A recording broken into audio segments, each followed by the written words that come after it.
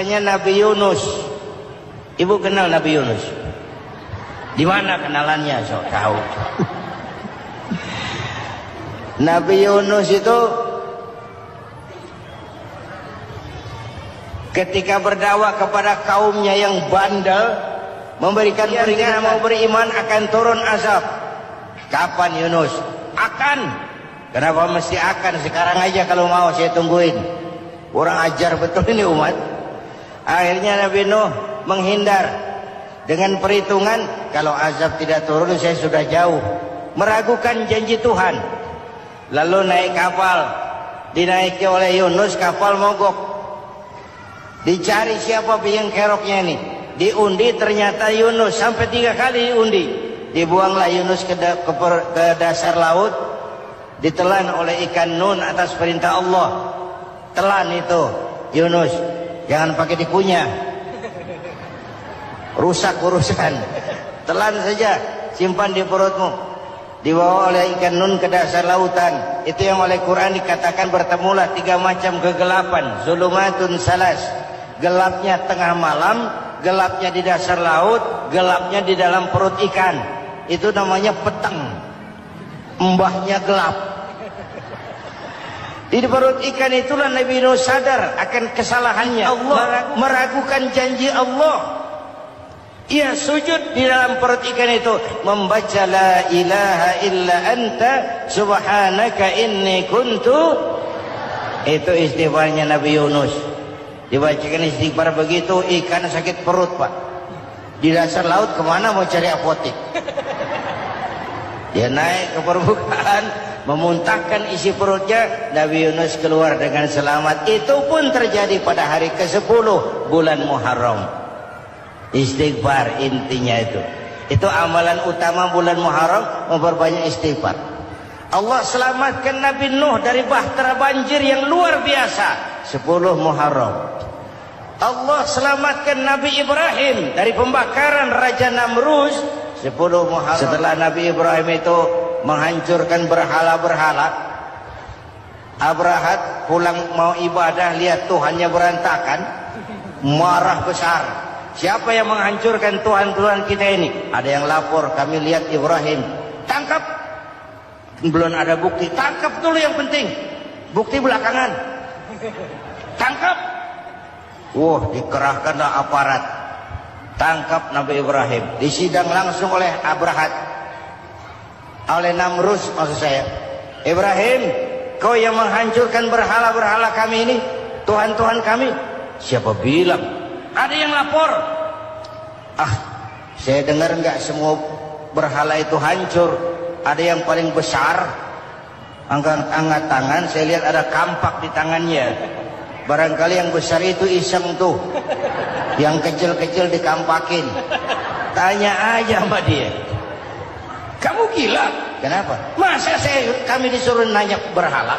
Nggak bisa jawab, apa disembah? Lebih gila mana sih? Tahu nggak bisa jawab kenapa disembah? Kurang ajar kamu Ibrahim. Bakar, dibakar. Ketika Ibrahim dilempar ke kobaran api yang menggunung, Allah perintah api, ya naru kuni bardan wa salaman ala Ibrahim. Hai api, dinginlah sampean. Api Madura waktu itu Pak. Hai api, dinginlah sampean, selamatkan Ibrahim. Api tunduk kepada perintah Allah. Ibrahim masuk ke kobaran api, selembar rambut pun tidak terbakar. Kenapa? Apinya tunduk kepada perintah Allah. Kenapa? Karena Ibrahim orang yang takut kepada Allah. Api tunduk kepada perintah Allah. Kalau kita baca ayat itu, masuk ke api, mateng. Sudah hadirin yang saya muliakan, oleh karena itu selamatnya Ibrahim dari pembakaran Raja Namrus itu pun pada 10 Muharram, Yaum Asyura, hari ke-10 dari bulan Muharram. Ini dia. Bapak Ibu hadirin hadirat yang saya cintai, sebagian kecil tentang Nabi Adam, Nabi Ibrahim dan Nabi Yunus, tapi saya belum menceritakan tentang Nabi Nuh tadi. Mengulang kaji. Nabi Nuh salah seorang rasul yang masuk ulul azmi 5 besar. Karena memang perjuangannya menggambarkan satu usaha yang ulet dan luar biasa. Beliau diberi umur 950 tahun. Lalu berdakwah selama 900 tahun. Sore, pagi, siang, malam. Dapat pengikut tidak lebih 80 orang. Rata-rata 10 tahun satu. Kalau saya minta berhenti aja jadi nabi, Pak. Ustadz mana masih mau buka pesantren? 10 tahun buka pesantren, yang nyantri cuma satu. Pedagang mana yang masih mau dagang? 10 tahun dagang, yang beli satu. Pimpinan partai mana yang masih mau kampanye? 10 tahun buka partai, yang nyoblos satu. Bangkrut.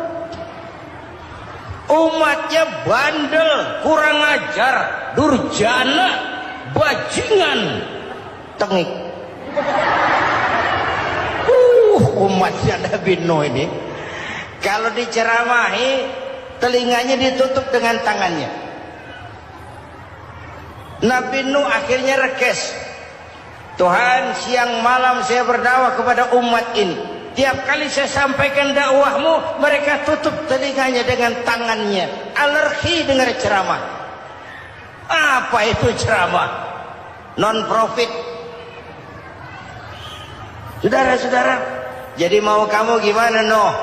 Sudah Tuhan, habiskan saja orang kafir. Nanti kalau punya anak, anaknya pun kafir, moyangnya sikat habis. Biasanya kalau bapak kalong, anak kampret. Bapak nyolong, anak nyopet. Fotokopi gimana aslinya? Hampir habiskan saja. Itu mau kamu, Nuh? Iya. Oke. Nanti aku turunkan banjir, Nuh. Buat kapal. Dengan apa saya harus buat kapal, Nuh? Ya dengan kayu, kata Tuhan. Kayunya dari mana, Tuhan? Ya dari pohon, Nuh. Pohonnya belum ada, Tuhan. Ya tanam dulu, Nuh. Bikin kapal, kayunya nanam pohon. Apa artinya? Perjuangan perlu kesabaran. Sukses itu ada prosesnya. Nggak bisa simsalabim abracadabra lalu kita bawa sukses. Semua ada prosesnya. Walaupun kenyataannya begitu. Sukses banyak bapaknya, gagal itu yatim. Kalau kita sukses banyak yang ngakuin. Yang baru ketemu pakai manggil encing. Ketemu baru. Tapi sukses banyak bapaknya. Gagal yatim, gak ada yang mau ngakuin kalau kita gagal itu. Udah bikin kapal dengan kayu di tengah kampung, bikin kapal ini. Bayangkan di tengah kampung bikin kapal. Orang kafir makin menjadi-jadi. Lihat Nuh, kenapa? Makin sarap. Bikin kapal di tengah kampung, mau belayar kemana? Tuh lihat, kalau orang nggak tahu tujuan, monten setengah jalan. Proses yang dinilai bukan finalnya. Ya kayak gitu kesimpulannya. Saya enaknya sendiri. Bikin kapal. Kapal mendekati selesai. Ini orang kafir rame-rame datang ke kapal Nuh. Mau apa? Buang najis. Sakit perut, berangkat ke kapal Nabi Nuh. Nongkrong. Dapat 2-3 tumpuk, pulang. Penuh lantai kapal dengan najis manusia. Inilah perjuangan. Bukan jalan raya lurus bertabur bunga di kanan kirinya. Banyak unahan, caci maki, antipat, segala macam. Nuh. Ada orang tua dasar kafir, kurang ajar, sudah stroke berangkat juga ke kapal Nuh. Mau buang najis, pincang-pincang digotong orang. Selesai buang najis dia bangun mau pulang, pegangan tiang kapal terpeleset jatuh di atas tumpukan najis. Terjadi keajaiban, yang stroke-nya sembuh. Lumpuhnya hilang, berangkat digotong-gotong pulang, jalan gagah sekali. Tapi orang kampungnya heran, ente sudah sembuh? Sudah. Berobat di mana? Kok begitu paten? Di kapal Nuh. Masih banyak.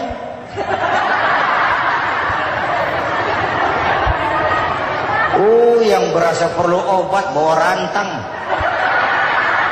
Ambil bersih lagi geladak kapal itu. Sudah selesai Nuh? Selesai. Oke, kau orang yang beriman bersamamu, binatang serba sepasang, naik. Nabi Nuh, naik orang beriman sepasang. Ini cikal bakal penyelamatan manusia, Pak. Naiklah orang beriman, sudah naik semua, Nabi Nuh kontrol. Ini contoh buat kita, kontrol. Sudah naik semua teman-teman, sudah. Pemimpin yang baik bukan cuma terima laporan di belakang meja. Laporan itu yang mana juga bagus. Sama juga kampanye yang mana juga merdu. Kalau aja yang dihitung. Pernah ada calon bupati kampanye janji, kalau saya berhasil kita akan banyak bangun jembatan di daerah kita. Tanya, Pak, nggak ada sungai di kampung kita, Pak. Dia bilang, sungainya kita bangun sekalian. Udah kadung janji, mana pula orang mau bangun sungai ini. Saudara-saudara, kontrol. Jangan cuma tunggu laporan di belakang meja, semua laporan bagus. Ya, Bu? Bu,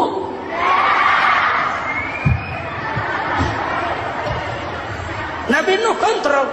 Sudah naik semua. Sudah Nuh. Pulan bin Pulan naik Nuh.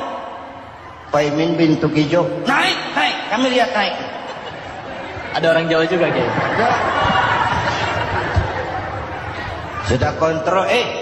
Kanan anak saya ikut nggak naik kapal? Kami lihat itu Nuh. Kanan. Ini potret. Bapaknya aktif ke masjid, ibunya rajin ke majelis taklim, anaknya keleleran kemana-mana. Bukan di sini, di Prancis. Udah di sini insya Allah sama.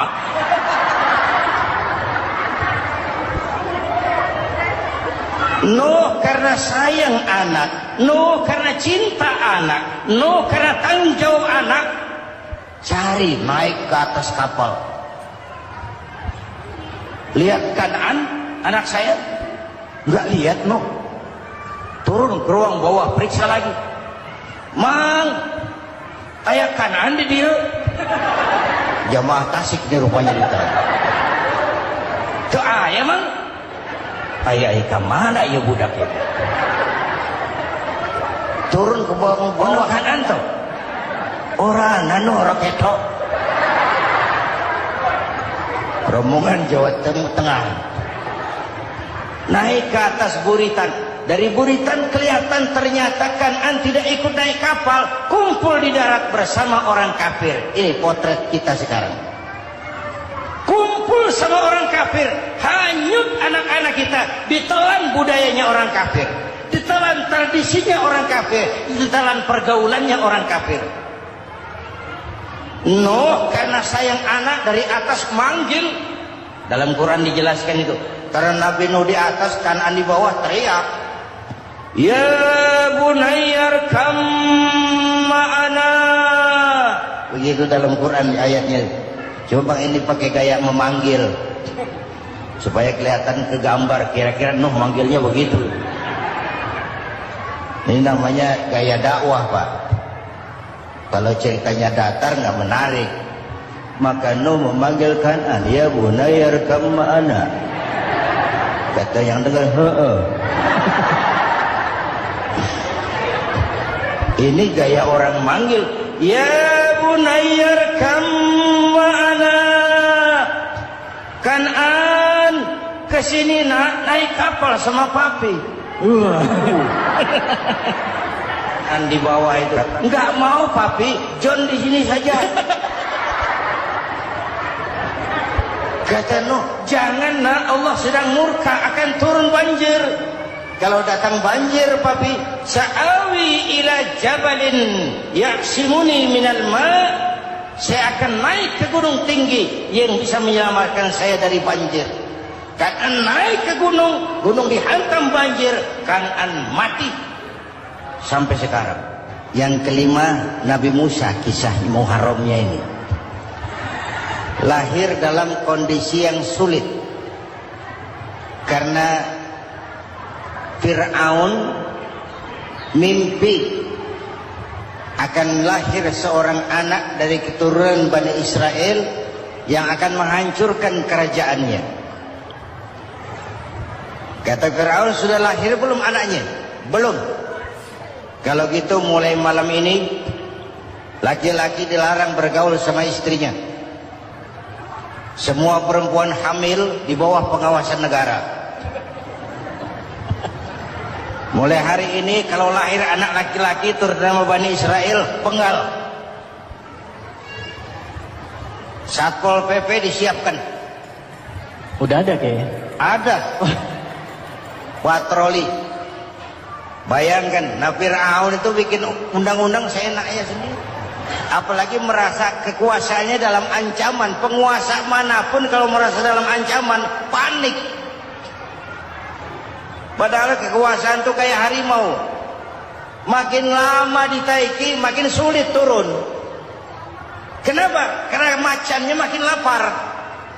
Naik terus capek, turun dimakan harimau. Serba sulit. Saudara-saudara, kalau kita mau belajar dari Pak Harto, saya melihat kekurangan Pak Harto cuma satu, terlambat berhenti.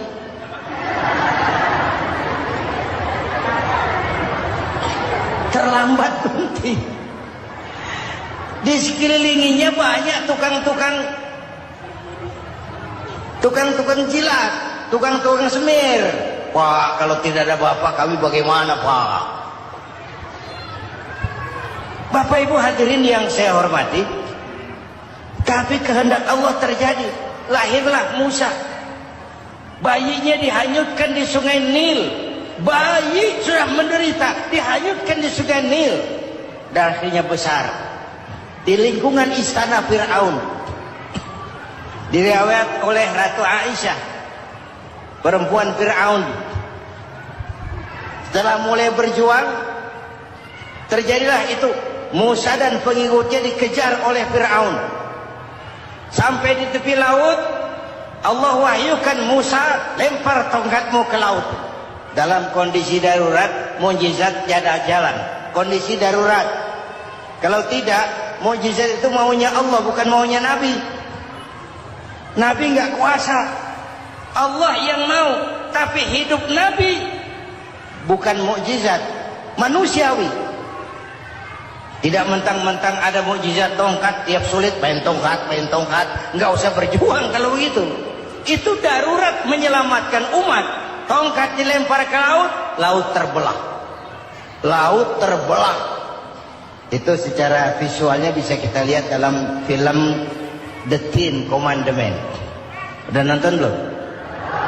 Urusan nonton kalah sama Ustadz bagaimana sih? Ten Commandments, 10 firman Tuhan.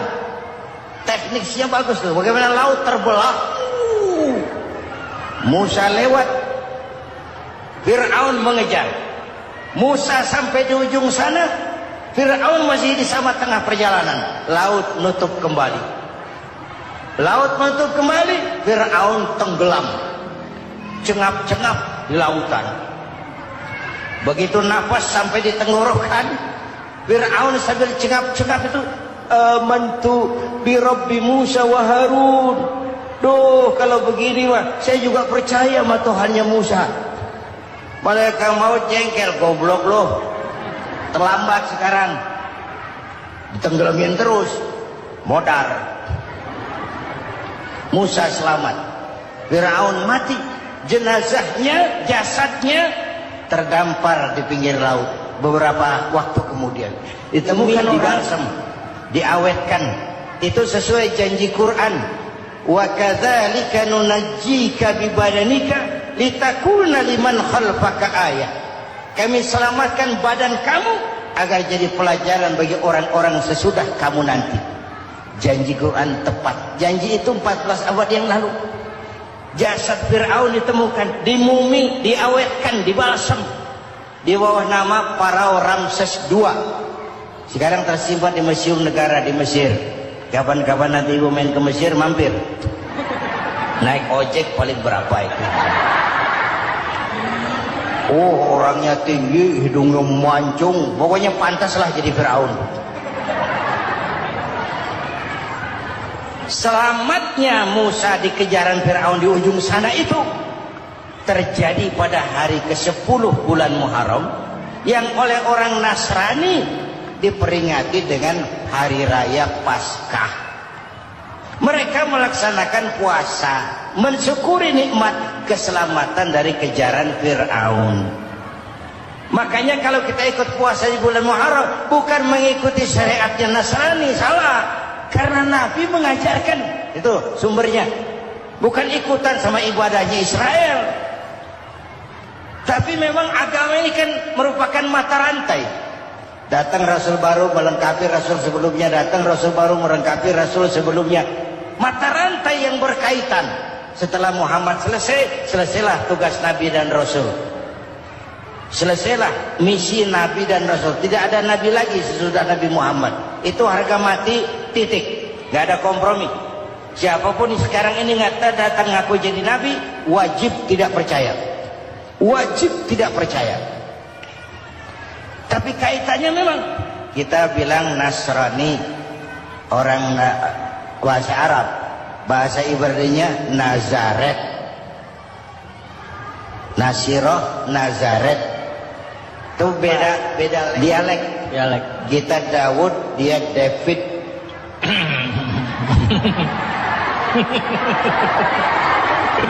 Ibrani. Kita Ali, dia Alek. Kita Sulaiman, dia Solomon. Kita Camat, dia Comot. Ini yang ngomong ini comot semua. Bapak dan Ibu jamaah yang saya cintai, pertanyaan pertama, hijrah qalbiyah. Ada hijrah badaniyah, hijrah fisik yang dilakukan Nabi dan sahabat dari Mekah ke Madinah. Itu hijrah badaniyah. Ada hijrah qalbiyah, hijrah hati. Dan ini yang kita perlukan sekarang. Karena refleksinya akan membias kepada alur kehidupan. Kalau hati kita mau berhijrah, fisik akan mengikuti. Hijrah dari tempat, dari malas ibadah menjadi rajin ibadah. Hijrah dari maksiat kepada yang ma'ruf, dari berpecah belah menjadi bersatu. Hijrah seperti itu yang sangat kita perlukan. Apalagi masyarakat ini paternalistik. Kita harus hijrah mental sekarang ini. Maka yang disampaikan tadi benar. Seorang ketua MK siap mengundurkan diri kalau terbukti anak buahnya terlibat suap. Itu walaupun siap, tapi sudah angin segar buat rakyat. Bahwa masih ada banyak insya Allah pejabat kita yang punya harga diri. Walaupun ada juga pejabat kita yang muka tembok, kulit badak, kuping kebo. Muka tembok, kulit badak, kuping kebo. Biasanya kalau kereta api tabrakan di negara-negara maju, Menteri Perhubungannya mundur. Di kita petugas palang pintu dipecat. Jauh sekali Menteri sama petugas palang pintu. Benar-benar diadili yang krocok-krocok, kopral-kopral itu. Padahal hadisnya jelas, ar-rashi wal murtashi finnar. Yang nyuap dan yang nerima suap, dua-duanya neraka.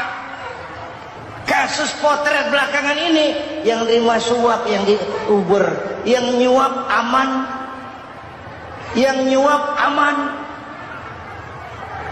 yang korupsi pajak dikecil-kecilin, yang ngemplang pajak aman. Padahal ngemplang pajaknya triliunan. Padahal dia sudah dikasih fasilitas oleh negara mengelola sumber daya alam negara yang artinya milik rakyat. Dia harus bayar pajak, uang pajaknya dikumpulkan bagi sebesar-besar kemakmuran rakyat. Itu tindakan merugikan rakyat.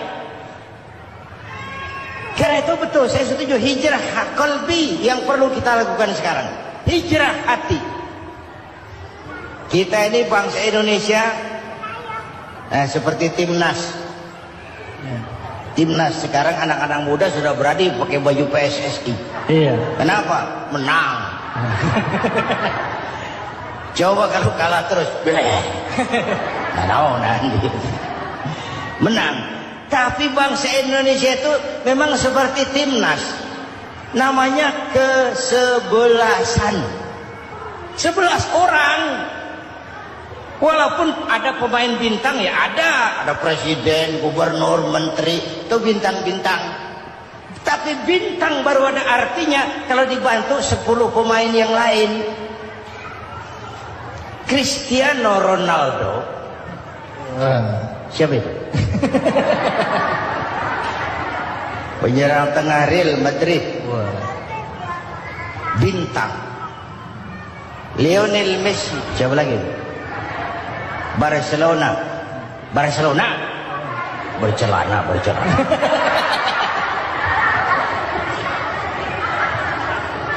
Michael Rooney, bintang Manchester United. Ronaldo baru bintang, Messi baru bintang kalau ada 10 pemain yang lain. Bagaimanapun hebatnya Cristiano Ronaldo, kalau sendirian lawan satu kesebelasan, babak belur. Itulah kita, bangsa Indonesia. Kita satu kesebelasan, harus saling memperkuat. Ada bangsa kita ini yang jadi jaksa, ada yang jadi hakim, ada yang jadi polisi. Itu posisi penyerang tengah, kiri luar, kanan dalam, back, striker, kiper, posisi. Tapi sadar kita satu kesebelasan, Bung. Jangan bikin gol ke gawang sendiri. Kalau punya bola bagus, operan dong sama temannya. Yang bisa menciptakan gol, operan. Ada yang jadi pengusaha besar, bagus boleh. Punya untung besar, operan. Kasih masjid, kasih pesantren, operan. Ini kesebelasan kita kalau punya bola, pelitnya setengah mati, nggak mau ngoper. Bawa sendiri, mending bikin gol, enggak. Kita ini satu kesebelasan, satu sama lain harus saling memperkuat. Bahwa ada penyerang tengah kiri itu si posisi. Tapi kalau memang peluang memungkinkan, ayo dong operan. Saya iri sama kesebelasan Nasrani di Indonesia. Mereka kalau punya bola operannya cakep. Gereja cepat selesai, rumah sakit Kristen cepat selesai. Kenapa? Operannya bagus. Kita ini kalau punya bola bawa sendiri, nggak mau ngoper, maka masjid nggak selesai-selesai, madrasah banyak yang bocor, rumah sakit Islam kalah bersaing. Kenapa? Operannya berat. Menyadari kita ini timnas, satu kesebelasan. Jangan menjegal kawan seiring, kawan sendiri dijegal.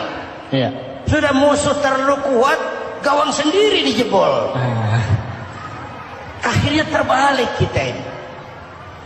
Ujian terberat telah diberikan Allah kepada para anbiya, kemudian para aulia, kemudian para ulama. Summal amsal fal amsal, ke bawah dan ke bawah, diuji setiap orang menurut kekuatannya berpegang kepada agama. Kalau kata anak Melayu bilang, kalau takut dengan ombak, jangan berumah di tepi pantai. Kalau takut diterjang ombak, jangan berumah di tepi pantai. Kata ibu tadi, mau jadi pohon tinggi harus berani ketiup angin. Makin tinggi pohonnya, makin keras anginnya. Takut angin, jangan jadi pohon tinggi, jadilah rumput. Enggak ditiup angin, tapi diinjak kebo.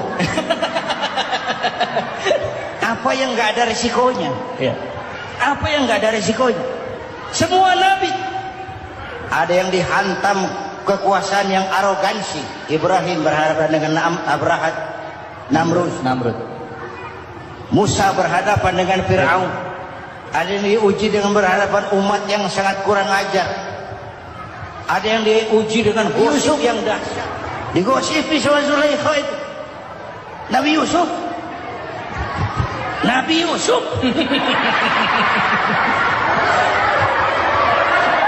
Yusuf. Ya. Yang namanya gosip itu kan menyebarkan keburukan orang. Kalau benar saja hukumnya ghibah. Ya. Kalau salah hukumnya fitnah. Fitnah lebih bahaya dari pembunuhan.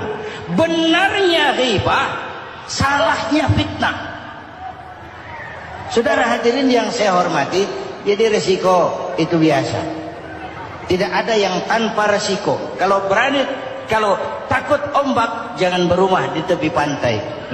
Tinggal bagaimana kita menyikapinya. Kalau kita dewasa, ini bagian ibadah saya kurang. Mungkin karena diomongin orang, tambah pahala saya. Mungkin karena diomongin orang, tambah pahala saya. Maka saya ngadapi gosip sepatah pun saya nggak ngomong. Saya cicing. Saya percaya masyarakat itu punya filter. Amin. Saya percaya Tuhan itu. Pada pertemuan terdahulu sudah kita bicarakan bahwa orang yang menjalankan ibadah Ramadan dengan baik, dalam arti siang dia laksanakan ibadah puasa, sementara dia hidupkan malam-malam Ramadan dengan sholat tarawih, i'tikaf, tadarus Al-Quran dan sebagainya. Orang yang semacam itu keluar dari Ramadan dijanjikan oleh Allah, ghufira lahu ma taqaddama min dzambihi, diampunkan segala dosa yang pernah dia kerjakan. Sehingga ia keluar dari bulan Ramadan seperti bayi baru dilahirkan oleh ibunya, bersih, tidak punya dosa kepada Allah lantaran sudah dibersihkan oleh ibadah Ramadan. Jadi dalam Islam dosa itu ditebus dengan taubat, dengan amalan kita sendiri, bukan dengan uang, tidak juga dengan beras. Saya percaya kalau dosa bisa ditebus dengan beras misalnya, barangkali Menteri Pertanian akan lebih dulu masuk surga. Kalau dosa bisa ditebus dengan uang, mungkin Gubernur Bank Sentral atau para Menteri Keuangan akan menjadi penghuni surga nomor wahid.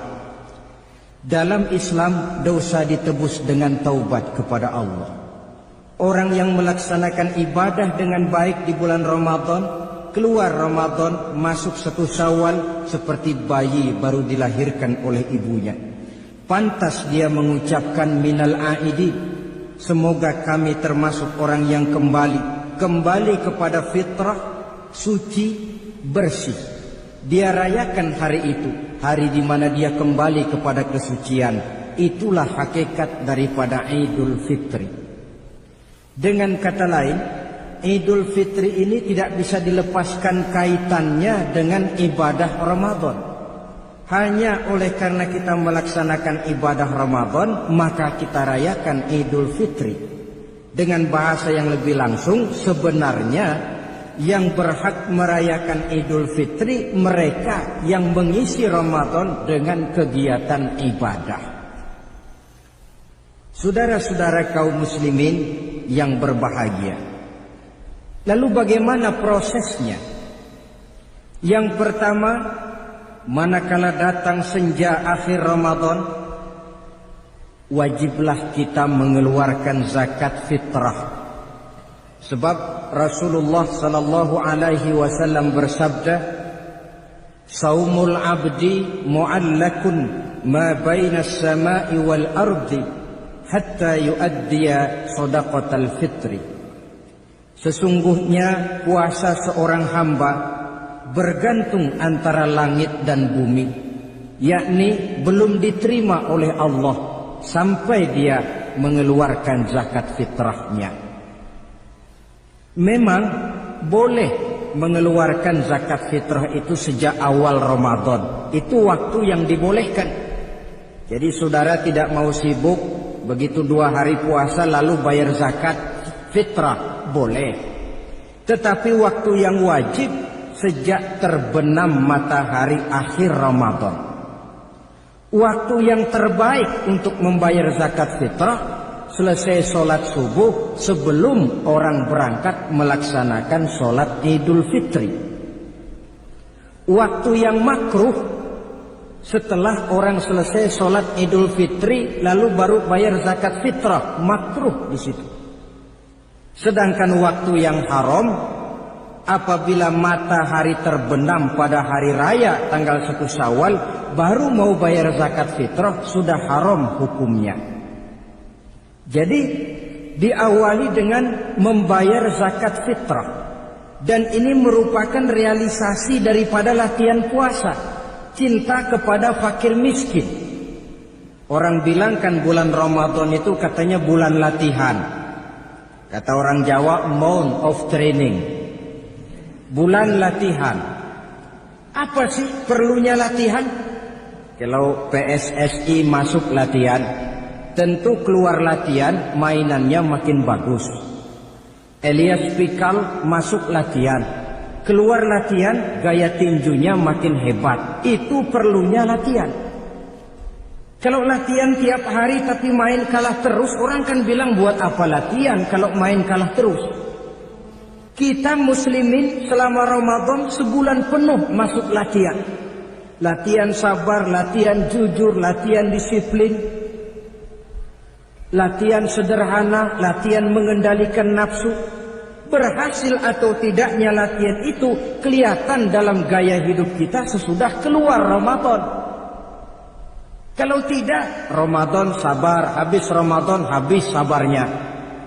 Ramadan rajin ke masjid, selesai Ramadan selesai ke masjidnya.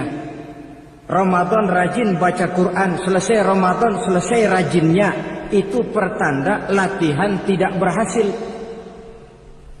Maka salah satu latihan ini kita buktikan kecintaan kita kepada fakir miskin dengan kewajiban membayar zakat dan zakat fitrah.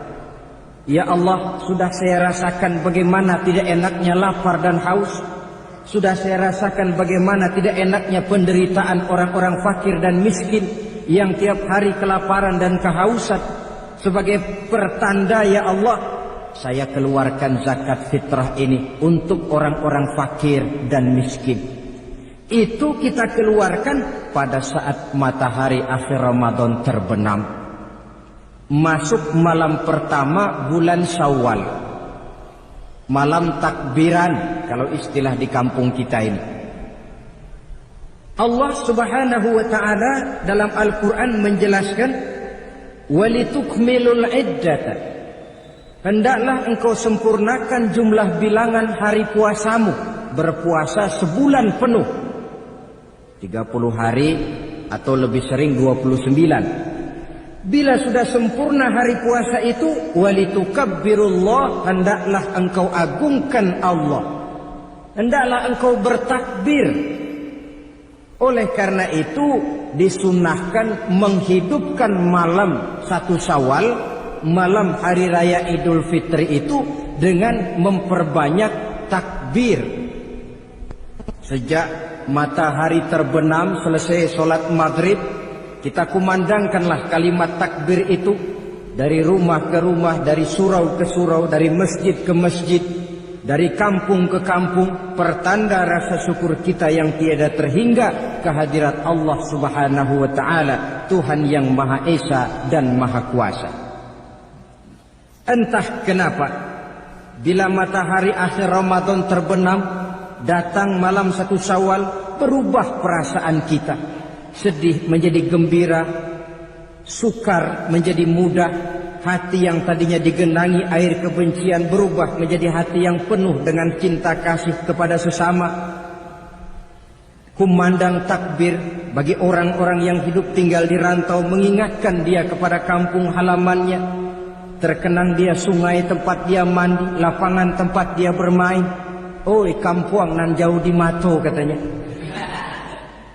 Sehingga orang-orang yang tinggal di tanah rantau diusahakannya benar. supaya bisa berlebaran pulang mudik katanya, nak berkumpul dengan sanak keluarganya supaya lebih mudah bersilaturahmi sambil mengenang masa-masa lalu di kampung halaman. Jadi setelah zakat fitrah kita tunaikan, sambutlah malam Idul Fitri itu dengan memperbanyak takbir. Ini disunahkan, menghidupkan malam lebaran dengan memperbanyak takbir, bukan memperbanyak bakar petasan. Itu kan pekerjaan mubazir, dan mubazir itu jelas perbuatan setan. Ada yang bilang katanya bakar petasan itu nambah syiar. Syiar macam mana datang dari petasan? Sebagian lagi berjaga-jaga juga, tapi bukan dengan memperbanyak takbir. Bergadang-gadang di pinggir jalan, ngebut dengan kendaraan aneka warna. Tidak itu yang diajarkan agama. Berkumpul kita di surau, berkumpul kita di masjid, paling kurang berkumpul di rumah dengan keluarga. Ramai-ramailah kita bertakbir, memanjatkan puji dan syukur kepada Allah. Ya Allah, kalau tidak lantaran petunjuk-Mu, sulit rasanya melaksanakan perjuangan yang berat sebulan penuh ini. Melatih diri, membina takwa, mengharap ridho. Dengan lapar, melilit perut, dengan haus, mencekik kerongkongan. Bersyukur kami kepadamu ya Allah. Dan sebagai pertanda kami kumandangkan kalimat takbir, memuji keagungan dan kebesaran-Mu. Allahu Akbar, Allahu Akbar, Allahu Akbar, walillahil hamd. Saudara-saudara kaum muslimin rahimakumullah, di dalam satu hadis dari Ubadah bin Samit diriwayatkan oleh Imam Tabrani, bersabda Rasulullah sallallahu alaihi wasallam, "Man ahya lailatal fitri lam yamut qalbuhu yauma tamutul qulubi." Barang siapa yang menghidupkan malam Idul Fitri, maka hatinya itu tidak akan pernah mati pada saat hati-hati orang lain menjadi mati. Kita yang paling khawatir dalam hidup ini, pada saat hati kita sudah mati, selagi jasad masih hidup, menjadilah kita bangkai berjalan dalam pandangan Allah. Badan hidup tapi hati mati, bangkai berjalan dalam pandangan Allah. Jadi ini hakikat merayakan Idul Fitri. Puasa Ramadan sebulan penuh, malamnya ibadah, menunaikan zakat fitrah, lalu malamnya menghidupkan malam dengan takbiran. Yang terjadi kan kita lihat adat yang dibesarkan, ibadat ditinggal. Puasa tidak, tarawih apalagi. Lebaran kurang seminggu sudah lebih sibuk dia daripada yang puasa. Ke pasar kayaknya pasar mau dibeli semua. Rumah pun dicat, dikapur, baju diperbarui. Itu kan kulit. Memang lebih bagus kalau kulitnya baik, isinya pun baik. Tapi yang lebih penting daripada sekedar kulit adalah isi. Hakikat merayakan Idul Fitri kembali kepada kesucian. Kita bersih, tidak punya dosa kepada Allah. Itu kita rayakan. Dengan apa? Nah, oleh seorang ulama, Al-Imam Zakiyuddin Abdul Azim bin Abdul Quwa Al-Munziri, diberikan contoh bagaimana Rasulullah sallallahu alaihi wasallam itu merayakan Idul Fitri. Beliau berkata, yuhibbu sallallahu alaihi wasallam ayyuqabil al-'id bil bisri was surur. Rasulullah sallallahu alaihi wasallam cinta, senang menyambut Idul Fitri bil bisri was surur, dengan muka gembira dan dengan sikap sukacita. Jadi merayakan Idul Fitri bil bisri was surur, muka menunjukkan kegembiraan. Kenapa gembira? Sudah berhasil berjuang sebulan penuh. Bukan gembira lantaran di rumah banyak dodol, kue, pakaian serba baru, sepatu pun serba baru. Bukan itu yang kita gembira. Gembira lantaran telah berhasil berjuang mengalahkan nafsu, memenuhi perintah Allah, melaksanakan puasa. Gembira lantaran kita kembali suci seperti bayi baru dilahirkan oleh ibunya. Bil bisri, muka menunjukkan kegembiraan, cerah di malam itu sampai di hari lebarannya. Jadi walaupun barangkali oleh karena kesulitan ekonomi tidak terbeli itu baju yang baru, tidak terbeli itu sepatu yang baru, tidak terbeli itu makanan dan kue seperti tetangga, jangan sampai mengurangi kegembiraan kita. Tidak boleh menyambut lebaran itu dengan manyun. Tahu manyun? Mukanya sudah macam asam sama kukusan. Tidak ada menunjukkan sikap kegembiraan. Nabi menghadapi hari itu bil bisri wasurur, dengan muka cerah dan dengan sikap gembira. Tapi gembira dalam arti tetap pada jalur kontrol. Lalu apa lagi? Wa taubatu lillahi ta'ala, dengan tetap melaksanakan taubat kepada Allah. Wan nadam 'alal khataya, menyesal terhadap segala kesalahan yang pernah dikerjakan. Itu yang dilakukan baginda Nabi di hari raya. Wa masalihatil khusub, memperbaiki orang-orang yang bermusuhan. Wal akhzi binasiril mazlum, menolong orang-orang yang teraniaya. Wasillatil arham, melaksanakan silaturahmi. Wal ihsan ilal fuqara, berbuat kebaikan kepada kaum fakir miskin. Wa ziyaratil aqarib, menziarahi, mengunjungi kaum kerabat.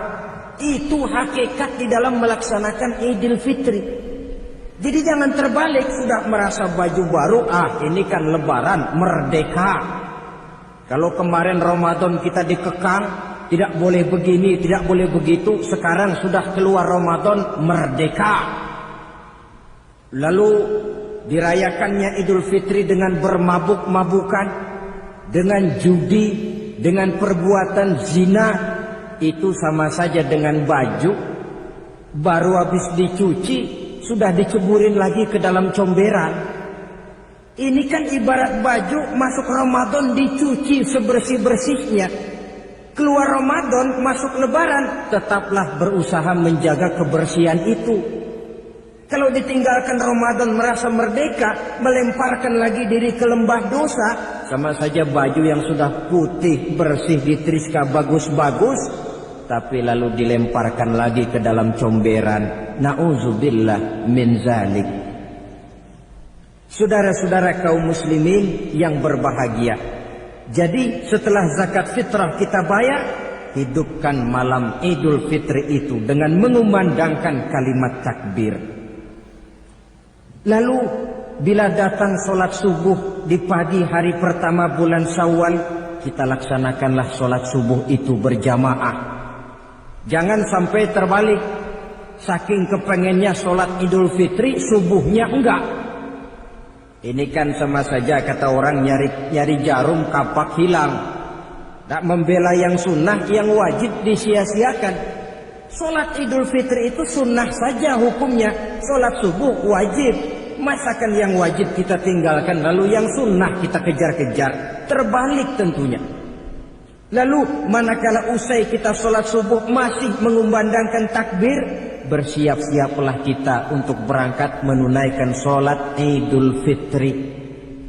2 rakaat, lalu diiringi dengan khutbah hari raya Idul Fitri. 2 khutbah seperti khutbah Jumat itu, khutbah pertama dan khutbah kedua.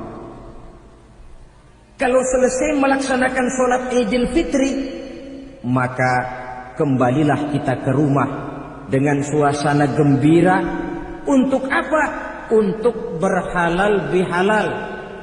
Istilahnya untuk berlebaran, saling meminta maaf. Kenapa? Dengan ibadah Ramadan, dosa kita kepada Allah insya Allah bersih. Tapi kan kita tidak cuma berbuat dosa kepada Allah, kita juga berbuat salah kepada sesama manusia. Dosa kepada Allah, taubat langsung kepadanya, sonder pakai calo. Tidak bisa saudara bikin dosa kepada Allah, datang ke rumah saya, Pak inilah saya kasih uang, tolong mintakan taubat saya kepada Allah. Ya tidak bisa. Dosa kepada Allah langsung bertaubat kepadanya. tapi dosa kepada sesama manusia, Allah belum akan memberikan ampun kalau kita belum minta maaf kepada yang bersangkutan. Ini sulitnya. Kalau saudara dosa meninggalkan sholat, tobat kepada Allah.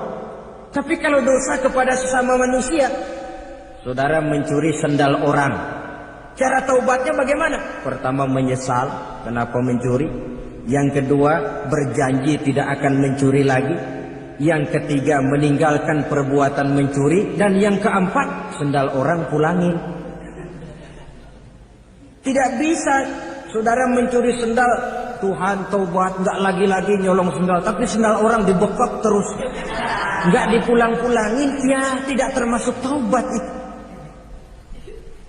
Itulah sebabnya selesai sholat Idul Fitri kita pun meminta maaf. Nah, siapa yang harus lebih utama kita mintakan maaf? Satu riwayat menjelaskan bahwa selesai sholat Idul Fitri, para sahabat mendengar Rasul mengucapkan amin sampai 3 kali. Amin, amin, amin. Heran para sahabat, ini Rasulullah tidak ada angin, tidak ada hujan, kenapa amin sampai 3 kali? Mereka pun bertanya, ya Rasul, tadi amin sampai 3 kali kenapa? Kalian tidak tahu? Tidak tahu ya Rasul. Begini, tadi itu selesai sholat, turun malaikat Jibril kepada saya. Beliau berkata, ya Muhammad, saya hendak berdoa kepada Allah. Maukah kau mengaminkan? Silahkan Jibril, berdoalah, saya akan mengaminkan. Rasul berdoa, Nabi mengaminkan. Doanya berisi 3 macam permohonan, maka Rasul pun 3 kali mengucapkan amin. Logikanya, kalau sudah malaikat Jibril yang berdoa, lalu Rasul yang mengaminkan, apa iya doanya itu meleset? Apa isi doa malaikat Jibril? Yang pertama doa beliau, ya Allah, hari ini, 1 Syawal ketika itu, saya mohon kepadamu, janganlah engkau terima puasa dan ibadahnya anak yang durhaka kepada kedua orang tuanya. Rasul di belakang, amin. Anak yang durhaka kepada ibu bapaknya. Ya Ramadan dia puasa di siang hari, malam dia tarawih, dia tadarus Al-Quran.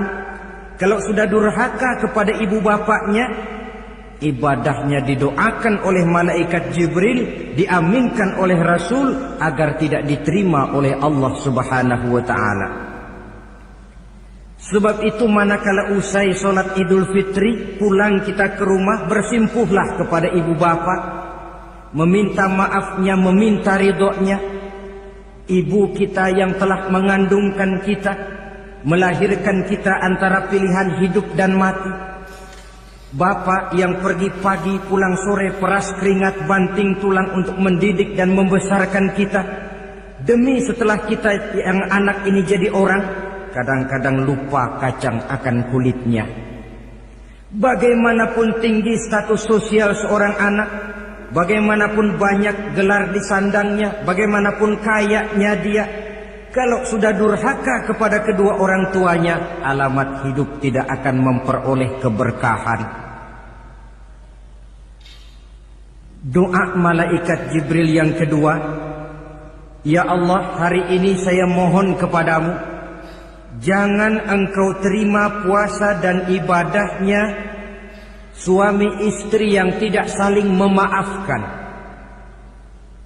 Sebab itu seorang suami, seorang istri selesai turun sholat Idul Fitri, hendaklah berlapang dada si suami memaafkan istrinya, meridhokannya. Si istri pun bersimpuh meminta maaf dan ridho suaminya.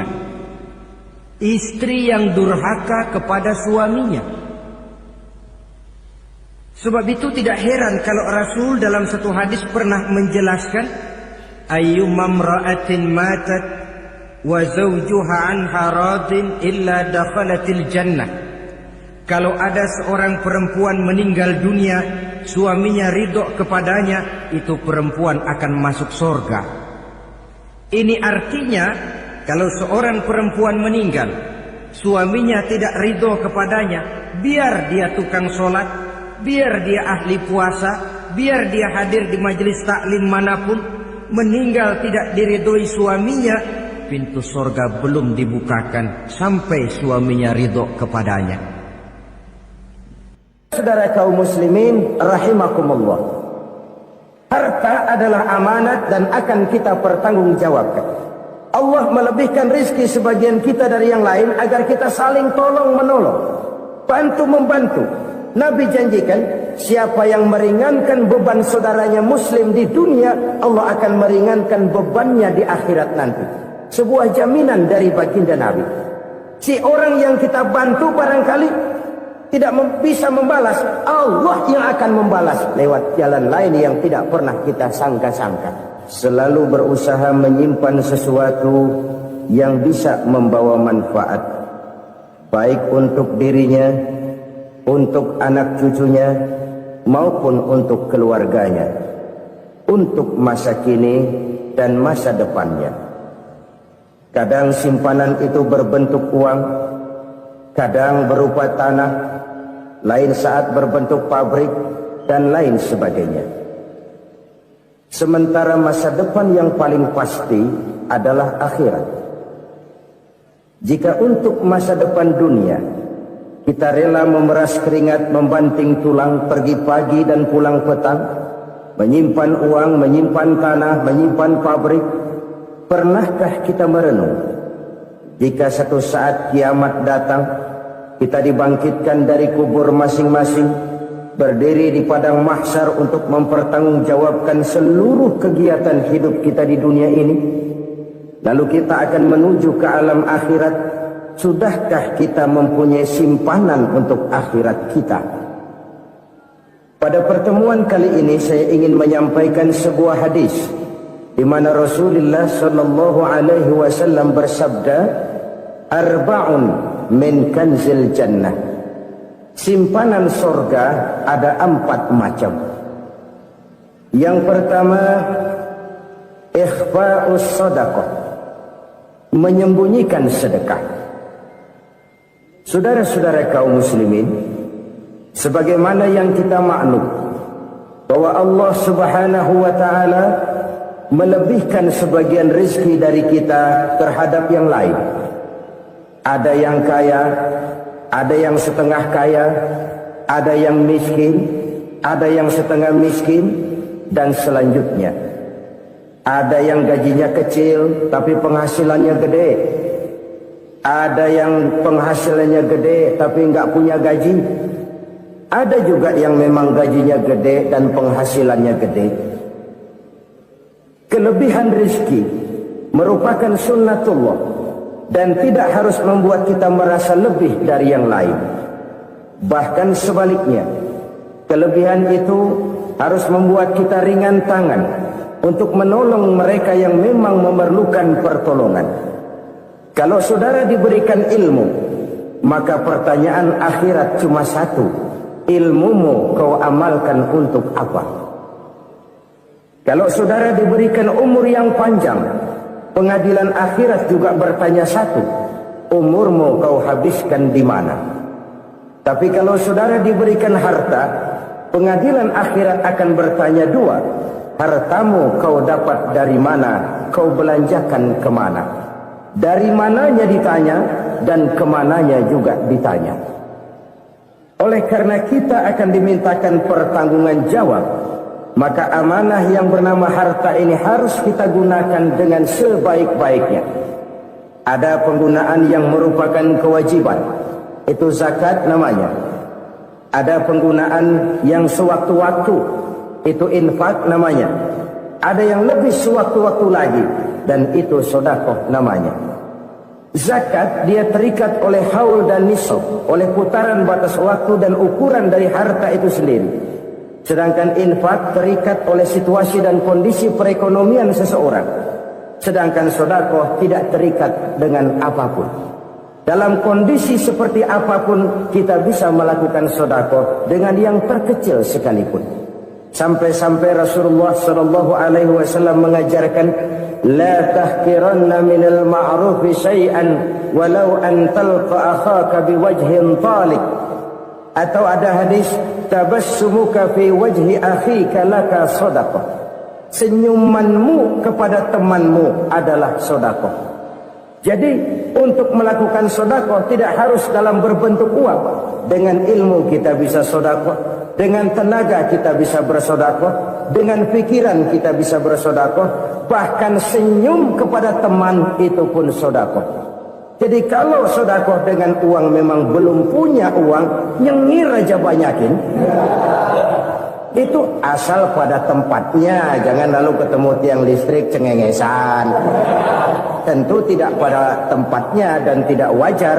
Nah, sedekah yang paling dicintai Allah adalah sedekah yang disembunyikan. Artinya jauh dari sifat riya. Kan kadang-kadang ada orang sedekah itu disebutkan namanya. Apa tidak bagus? Kalau memang niatnya ikhlas, ya bagus-bagus saja. Untuk memberikan sugesti kepada yang lain. Di bulan bin bulan nyumbang sekian, diumumkan. Boleh kalau niatnya untuk memberikan rangsangan kepada yang lain supaya dia menyumbang lebih besar dari orang tadi. Tapi kalau itu mendatangkan riya, maka sedekah yang paling dicintai Allah adalah sedekah yang disembunyikan. Tangan kiri saja tidak tahu apa yang diberikan oleh tangan kanan. Sedekah yang dilakukan dengan ikhlas akan merupakan perbendaharaan surga, tersembunyi dari pandangan orang lain, tidak seorang pun tahu. Karena memang sikap yang baik adalah melupakan kebaikan dan mengingat kesalahan. Itu salah satu ciri orang bahagia. Orang yang selalu mengingat kesalahannya dan berusaha melupakan segala kebaikannya. Kalau dia akan berada kebaikan, dia tidak bisa ikut, dia merasa rugi karena dia merasa belum pernah berbuat baik. Tapi kalau akan melakukan kesalahan baru, dia ingat kesalahan yang sudah-sudah, sehingga terhalang baginya untuk melakukan satu kesalahan baru. Demikianlah saudara-saudara, bahwa Allah melebihkan rizki sebagian kita dari yang lain, agar terjadi tolong-menolong dalam kehidupan ini. Jadi kesenjangan yang nature, kesenjangan yang alami, itu sunnatullah. Ada yang kaya, ada yang miskin, ada yang kelas menengah. Nah, kenapa lalu sekarang kita berusaha mengentaskan kemiskinan? Oleh karena adanya kesenjangan struktural. Kalau yang kaya bisa semakin kaya, kenapa yang miskin tidak bisa naik jadi ikut sedikit kaya? Sebab pada dasarnya Islam adalah agama yang sejak turunnya sudah berupaya memerangi kemiskinan. Bahkan dikatakan kemiskinan itu mendekatkan kepada kekufuran. Orang kalau miskin udah dekat banget sama kafir. Gampang menjadi kafir. Berapa banyak saudara-saudara kita yang oleh karena soal perut, oleh karena soal materi, terpaksa meninggalkan dan menanggalkan akidahnya.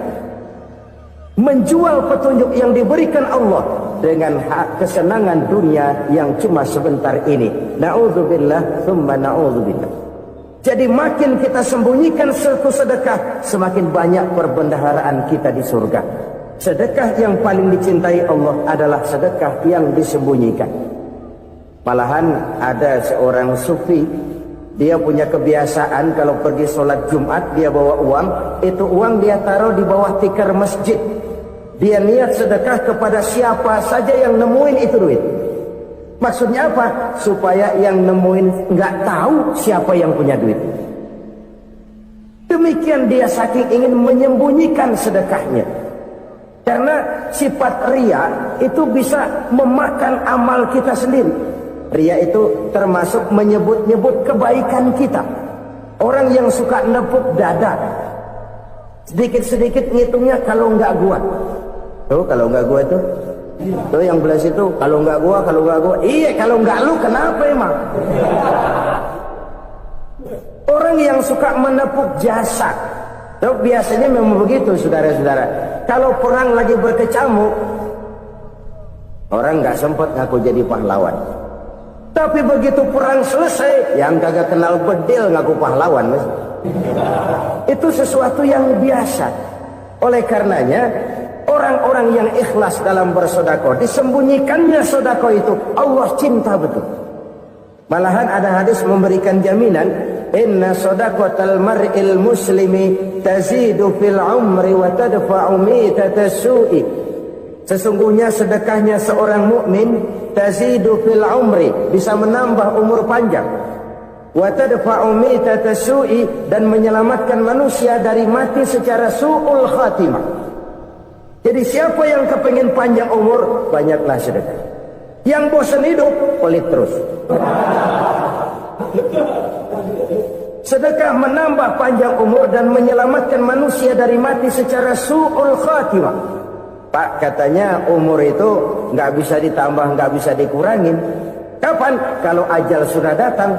Fa idza jaa ajaluhum la yastakhiruna sa'atan wa la yastaqdimun. Kalau ajal datang tidak bisa dimajukan, tidak bisa dimundurkan. Itu kalau ajal sudah datang. Tidak bisa lagi umur ditambah dikurangi, sudah datang. Tapi kalau belum datang, itu kan haknya Allah. Mau ditambah, mau dikurangi, hak prerogatif Allah. Sebagai pencipta manusia, Allah Maha Kuasa dan Maha Mampu. Sedekah ini menambah panjang umur dan menyelamatkan manusia dari mati secara su'ul khatimah. Tuh, orang mati kan sama ya kondisinya, mati nggak nafas. Tapi hakikat mati kan lain-lain. Ada yang mati itu husnul khatimah, baik akhirnya. Misalnya lagi ngaji mati, lagi sholat mati, lagi sedekah mati. Ini yang dinamakan dengan husnul khatimah, baik di akhirnya. Sebaliknya ada yang su'ul khatimah, jelek di akhirnya. Ini yang jadi catatan akhir. Lagi nyekek botol, mampus. Lagi banting kartu, modar. Su'ul khatimah, jelek pada akhirnya. Sedekah menyelamatkan manusia dari mati secara su'ul khatimah. Dan kita semua kepengen mendapat husnul khatimah, jauh dari su'ul khatimah. Oleh sebab itu yang bisa menyelamatkan kita dari penyakit itu antara lain adalah sedekah yang disembunyikan, yang dikerjakan dengan ikhlas karena Allah, tidak karena kepengen dipuji orang, tidak karena ingin dikatakan orang pemurah. Sebab orang dermawan itu orang yang memberi tanpa harus diminta. Kalau masih harus diminta, ya belum dermawan namanya, masih harus diminta. Kalau nggak diminta ya tulus, lolos, polos. Saudara-saudara kaum muslimin rahimakumullah, harta adalah amanat dan akan kita pertanggungjawabkan. Allah melebihkan rizki sebagian kita dari yang lain agar kita saling tolong menolong, bantu membantu. Nabi janjikan, siapa yang meringankan beban saudaranya muslim di dunia, Allah akan meringankan bebannya di akhirat nanti.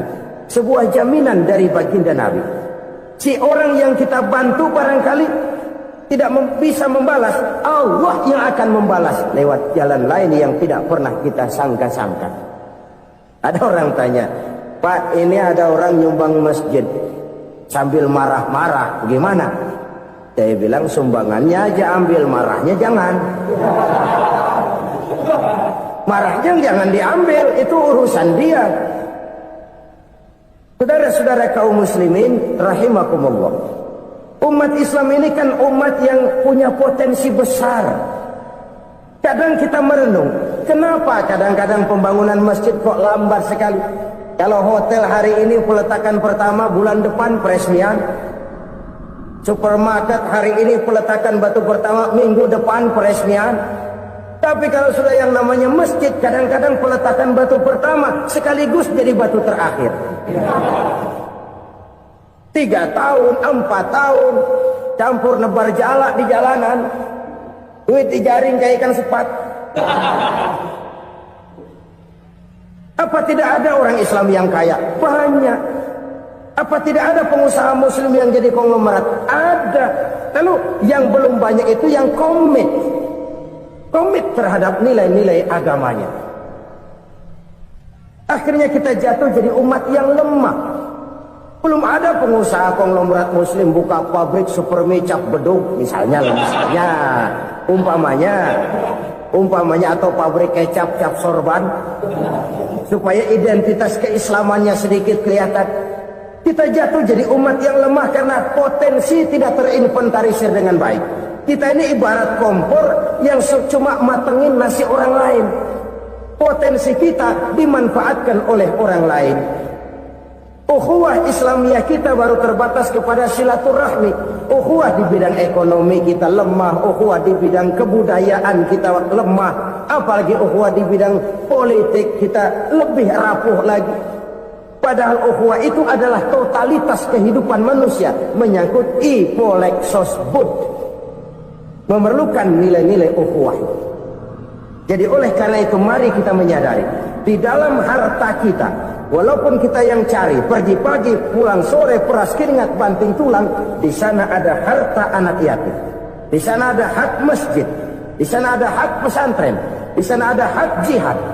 Berbahagialah seseorang apabila dia oleh Allah dijadikan keran. Keran itu menyimpan air, tapi tidak untuk dirinya, tapi disalurkannya kepada mereka yang memang memerlukannya. Saudara-saudara kaum muslimin rahimakumullah, ini yang pertama. Jadi perbendaharaan surga adalah menyembunyikan sedekah. Orang lain nggak tahu, kita pun nggak pernah ngitung-ngitung. Kita anggap lewat begitu saja, padahal itu deposit akhirat.